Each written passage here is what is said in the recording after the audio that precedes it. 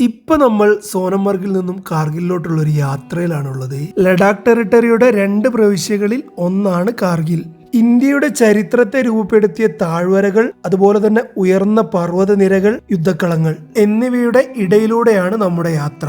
ഈ റൂട്ടിന്റെ ഏറ്റവും വലിയൊരു പ്രത്യേകത എന്ന് പറയുന്നത് വളരെ അപകടം പിടിച്ച റോഡുകളാണ്. 11,000 അടി ഉയരത്തിലുള്ള സോജില പാസ് ഈ പാതയിലാണ് സ്ഥിതി ചെയ്യുന്നത്. വിന്ററിൽ ഈ റോഡ് കംപ്ലീറ്റ് ക്ലോസ്ഡ് ആയിരിക്കും. ഇത് വേനൽക്കാലത്ത് മാത്രമാണ് ഓപ്പൺ ചെയ്യുന്നത്. കാശ്മീരിനെ ലഡാക്കുമായി ബന്ധിപ്പിക്കുന്ന ഒരു പാതയാണ് ഇത്.